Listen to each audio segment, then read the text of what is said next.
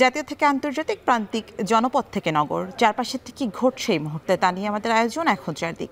আপনাদের সঙ্গে আছি আমি শামীমা রহমান শাম্মী। আজ 12ই রবিউল আওয়াল, মহানবী হযরত মুহাম্মদ সাল্লাল্লাহু আলাইহি ওয়াসাল্লামের জন্ম ও ওফাতের পূর্ণতম দিন।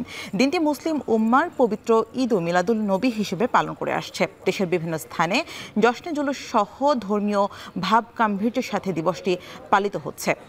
ঈদে মিলাদুন্নবী উপলক্ষে চট্টগ্রামে দেশের সবচেয়ে বড় জশ্নে জুলুসের আয়োজন করা হয়। অংশ নেন লাখ লাখ মুসল্লি। নগরের জামিয়া আহমাদিয়া সুন্নিয়া আলিয়া মাদ্রাসার সামনে থেকে শুরু হওয়া এই জশ্নে জুলুস ঘিরে উৎসবের নগরে পরিণত হয় চট্টগ্রাম। ধর্মীয় ভাব গাম্ভীর্য আর পবিত্রতার আমেজে ছড়িয়ে পড়ে অহিংসা, ঐক্য ও বিশ্ব শান্তির বাণী। সিলেটের গাউসিয়া তৈয়বিয়া তাহেরিয়া পরিষদের উদ্যোগে র্যালি হয়। হযরত শাহজালালের মাজার থেকে শুরু হয় নগরীর বিভিন্ন সড়ক প্রদক্ষিণ করা। এরপর শোভাযাত্রা জুড়ে মহানবীর শানে নাতে রাসূল ও ইসলামী সঙ্গীত পরিবেশন করেন শিল্পীরা। বৈরী আবহাওয়া উপেক্ষা করে খুলনাতেও ধর্মীয় ভাব গাম্ভীর্যে অনুষ্ঠিত হয় সংক্ষিপ্ত শোভাযাত্রা। এছাড়া দিবসটি উপলক্ষে মসজিদে দোয়ার আয়োজন করা হয়। রাজশাহীতে বায়তুল মামুন জামে মসজিদ থেকে প্রতি বছরের মতো এবারেও বের হয় ধর্মীয় শোভাযাত্রা। এছাড়া দেশের বিভিন্ন স্থানে মসজিদ, মহল্লা, শিক্ষা প্রতিষ্ঠানে মিলাদ মাহফিল, আলোচনা সভা আয়োজন করা হয়।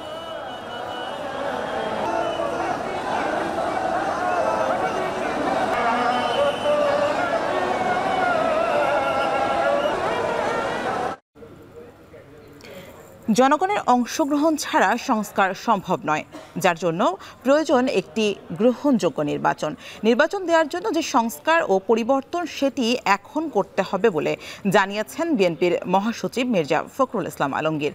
সকাল 9টায় ডিআরইউ এর জেএসডি আয়োজিত দ্বিকক্ষ পার্লামেন্ট উচ্চকক্ষের গঠন শীর্ষক আলোচনা সভায় কথা বলেন তিনি। এই নির্বাচন দেওয়ার জন্য যেসব প্রতিষ্ঠান কিংবা সংস্থার সংস্কার ও পরিবর্তন প্রয়োজন সেটি এখন করতে হবে, বাকি সংস্কার করবে নির্বাচিত সরকার। এই সময় তিনি উল্লেখ করেন কিছু দায়িত্বপ্রাপ্ত লোকও অগ্রহণযোগ্য বক্তব্য দিচ্ছেন। অনুষ্ঠানে জেএসডি সভাপতি আসমা আব্দুর রব বলেন, সার্বভৌমত্ব রক্ষায় সবাইকে ঐক্যবদ্ধ থাকতে হবে।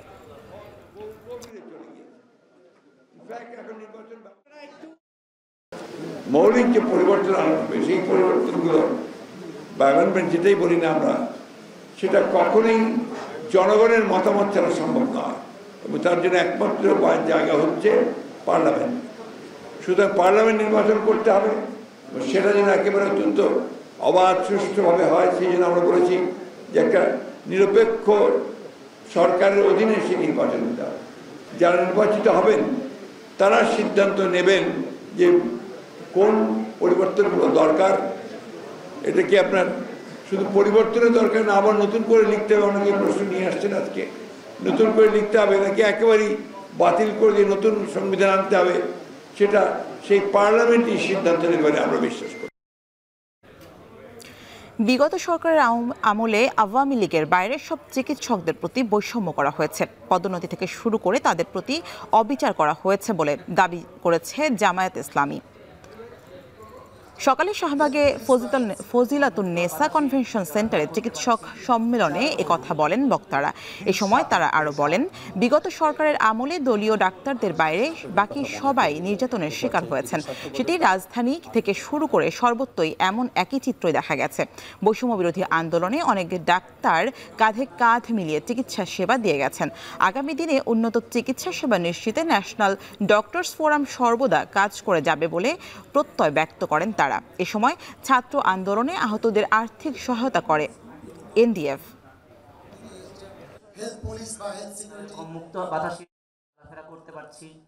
এই পিজিতে যারা বঞ্চিত, যারা শোষিত, 20 বছর চাকরি করেন, এখন পর্যন্ত সহকারী অধ্যাপক, প্রভাষকগিরি যায় না, এটি হতে পারে না।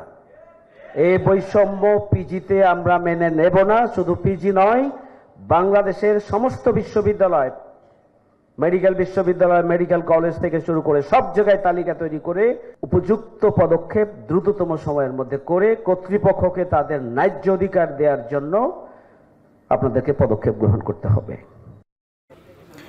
রংপুরের বেগম রোকেয়া বিশ্ববিদ্যালয়ে ভিসি না থাকায় ভেঙে পড়েছে একাডেমিক ও প্রশাসনিক কার্যক্রম। শ্রেণী ও পরীক্ষা কার্যক্রম চালু না থাকায় তৈরি হয়েছে সেশন জটের সংখ্যা। এমন অবস্থায় ভিসি নিয়োগের দাবিতে 24 ঘন্টার আলটিমেটাম দিয়েছিলেন শিক্ষক শিক্ষার্থীরা। এরপরেও দাবি আদায় না হয় রংপুর ব্লকেট কর্মসূচি দিয়েছেন তারা। শহরের মডার্ন মোড় থেকে বিষয়ে জানাতে আমাদের সঙ্গে যুক্ত হচ্ছেন সহকর্মী মোকাররম হোসাইন। মোকাররম, রংপুরের ব্লকেট কর্মসূচি নিয়ে আপনার কাছে কি তথ্য আছে আমাদেরকে জানাবেন। সামনে প্রায় 40 দিন ভিসি শূন্য বেগম রোকেয়া বিশ্ববিদ্যালয়ে বন্ধ আছে ক্লাস কার্যক্রম, পরীক্ষাও হয়নি, এমনকি শিক্ষক কর্মচারীরা তাদের বেতন ভাতাও তুলতে পারেনি, যার ফলে 2 দফায় আন্দোলনে নামে বেগম রোকেয়া বিশ্ববিদ্যালয়ের শিক্ষক এবং শিক্ষার্থীরা। প্রথম দফায় তারা 7 দিনের আলটিমেটাম দেয়, এরপরে সেই আলটিমেটামে কাজ না হয় গত শনিবার তারা একটি মানববন্ধন থেকে 48 ঘন্টার আলটিমেটাম দিয়েছিল। তারা বলেছিল যে ভিসি নিয়োগ না দিলে রংপুর ব্লকের কর্মসূচি ঘোষণা করা হবে। সেই কর্মসূচি ঘোষণার যে সময় সেই সময়ের মধ্যেই তারা রংপুরের যে প্রবেশ মুখ ঢাকা থেকে মডার্ন মোড় সেখানে তারা অবরুদ্ধ করে রেখেছে এবং সেখানে উত্তরবঙ্গের প্রায় 8 জেলার যে পরিবহন যোগাযোগ সেটি কিন্তু একেবারে ভেঙে পড়েছে। শিক্ষার্থীদের অভিযোগ, ভিসি না থাকার কারণে তাদের শ্রেণী কার্যক্রমে যে ব্যাহত হচ্ছে সেখানে তাদের সেশন জটের যে আশঙ্কা সেটি আরও প্রখর হচ্ছে। একই সঙ্গে শিক্ষক কর্মচারীরা তাদের যে বেতন ভাতা সেটিও তুলতে পারছেন না, এমনকি যারা পড়াশোনা শেষ করেছেন তারা যে সনদ তুলবেন সেই সনদ তোলার ব্যবস্থাও তাদের নেই, যার ফলে তারা আসলে নানামুখী সমস্যার মধ্যে পড়ছেন। বিশেষ করে চাকরির বাজারে যারা আসলে চাকরির প্রত্যাশী তারা নানান সমস্যার মধ্যে দিন যাপন করছেন। এমন প্রেক্ষিতে তারা দ্রুত ভিসি নিয়োগের দাবি এবং এই একাডেমিক যে কার্যক্রমে অচলাবস্থা রয়েছে সেটি তারা চালু করার দাবি জানিয়েছে। একই সঙ্গে বেগম রোকেয়া বিশ্ববিদ্যালয়ের শিক্ষার যে মান, সেই মান উন্নতিকরণ, গবেষণার যে ক্ষেত্র সেটি বৃদ্ধি করা, বাজেট বাড়ানো এবং শিক্ষা ক্ষেত্রে যে নানা ধরনের বৈষম্যের শিকার রংপুরের বিশ্ববিদ্যালয়, এই বেগম রোকেয়া বিশ্ববিদ্যালয় সেই বৈষম্যগুলো কাটানোর জন্য তারা দাবি তুলছেন। তারা প্ল্যাকার্ড নিয়ে এসেছেন, তারা নানান ধরনের স্লোগান দিচ্ছেন। তারা বলছেন যে বেগম রোকেয়া বিশ্ববিদ্যালয়ের শিক্ষার্থী আবু সাঈদের নিহত হবার মধ্য দিয়ে মূলত আন্দোলনটি প্রকট আকার ধারণ করে। তারা সেই আবু সাঈদের ক্যাম্পাসে কেন বৈষম্য হচ্ছে এমন প্রশ্ন তুলে তারা বক্তব্য দিচ্ছেন। এবং এই যেই রংপুর ব্লকের কর্মসূচি সেটি কিন্তু শুরু হয়েছে বেলা 11টায়, সেটি 2টা পর্যন্ত চলবে এবং 8 জেলার যে পরিবহন খাতের যোগাযোগ সেটি ভেঙে পড়েছে এবং পিছনে প্রায় দীর্ঘ যানজটের দেখা দিয়েছে। তারা শিক্ষার্থীরা বলছে যে তারা 2টা পর্যন্ত এখানে অবস্থান করবেন, তারপরে তারা পরবর্তী কর্মসূচি ঘোষণা করবেন। সামনে ছিল এই মুহূর্তে রংপুর থেকে শিক্ষার্থীদের আন্দোলনের সবশেষ খবর। রংপুর থেকে ব্লকেট কর্মসূচি সর্বশেষ পরিস্থিতি জানাচ্ছিলেন সহকর্মী মোকাররম হোসাইন। এখন চারদিকে নিচ্ছে একটি ছোট্ট বিরতি, ফিরছে একটু পরেই।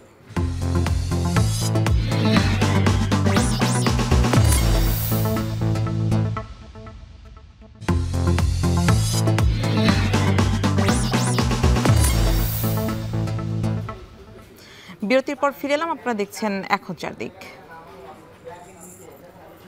ভারতে পালিয়ে যাওয়ার সময় ময়মনসিংহের ধোবাউড়া থেকে ভোরের কাগজের সম্পাদক শ্যামল দত্ত ও ৭১ টিভির সিইও মোজাম্মেল বাবু সহ 4 জনকে আটকের বিষয়ে আরও জানাতে আমাদের সঙ্গে ধোবাউড়া থানা থেকে সরাসরি যুক্ত হচ্ছেন সহকর্মী হারুনুর রশিদ। হারুন, আটক 2 সাংবাদিককে কখন আদালতে তোলা হবে বা তাদেরকে ঢাকায় নিয়ে আসা হবে কিনা, বিষয়ে কি তথ্য আছে আপনার কাছে আমাদেরকে জানাবেন।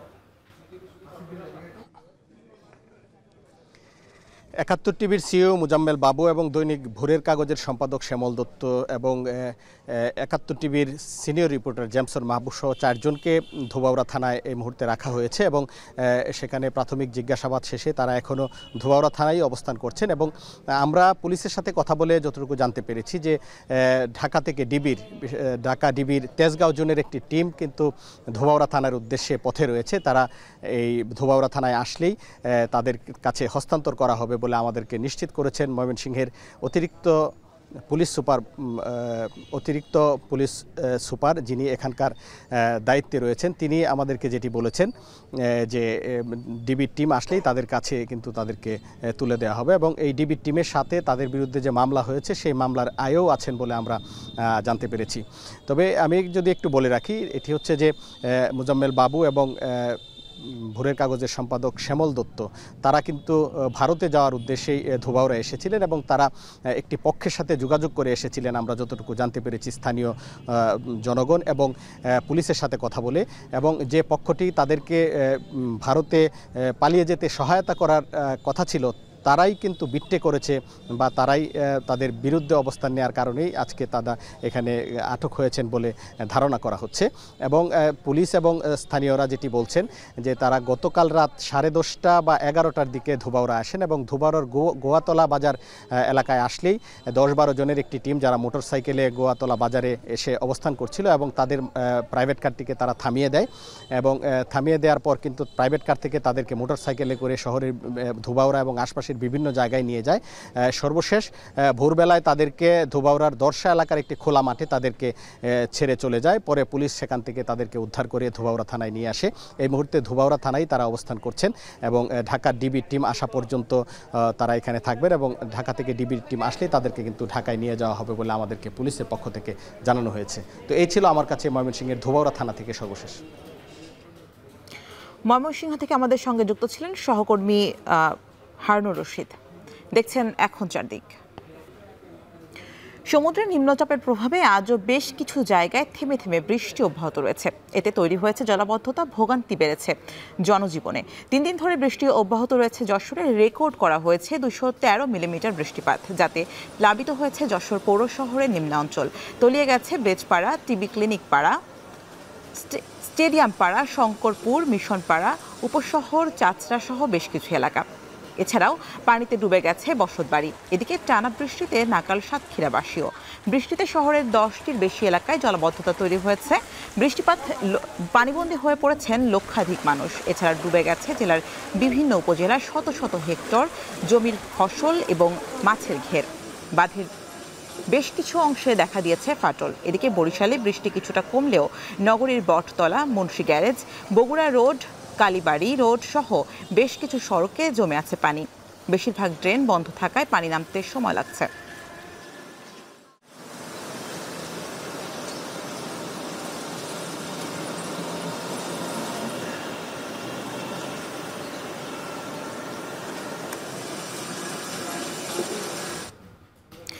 এখন চারদিকে নিচ্ছে আরো একটি ছোট্ট বিরতি, ফিরছে একটু পরেই।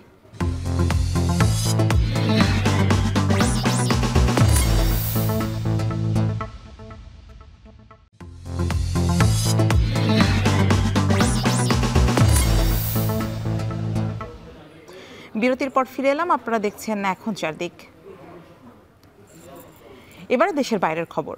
যুক্তরাষ্ট্রের পেনসিলভেনিয়ায় নির্বাচনী প্রচার সমাবেশে হামলার 65 দিনের মাথায় ফের হত্যা চেষ্টার শিকার সাবেক মার্কিন প্রেসিডেন্ট ডোনাল্ড ট্রাম্প।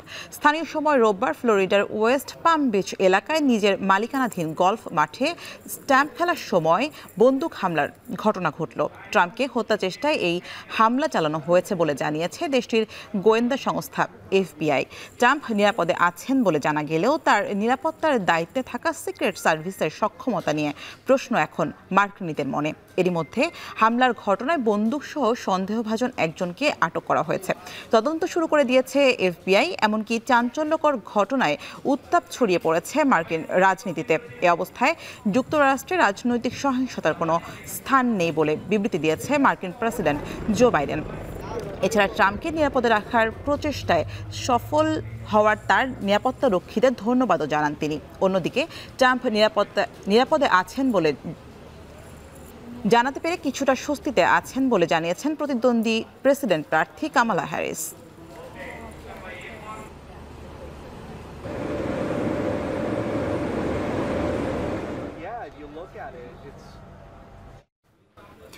চলমান সহিংসতায় মণিপুরের 5টি জেলায় মোবাইল ইন্টারনেট পরিষেবা আগামী 20 সেপ্টেম্বর পর্যন্ত বন্ধ রাখার ঘোষণা দেওয়া হয়েছে।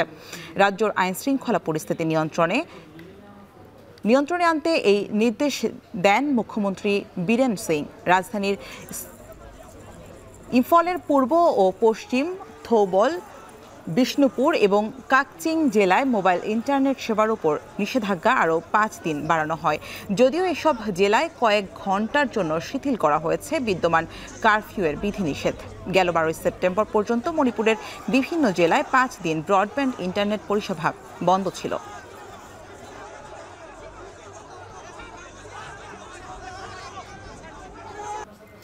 শেষ করছি এখন চারদিকের আয়োজন। এখন টেলিভিশন ওয়েবসাইটে দেখতে ভিজিট করুন www.ekhon.tv, ফেসবুকে দেখতে ভিজিট করুন facebook.com/tv.ekhon এবং ইউটিউবে এখন টেলিভিশন দেখতে ভিজিট করুন youtube.com/tv.ekhon।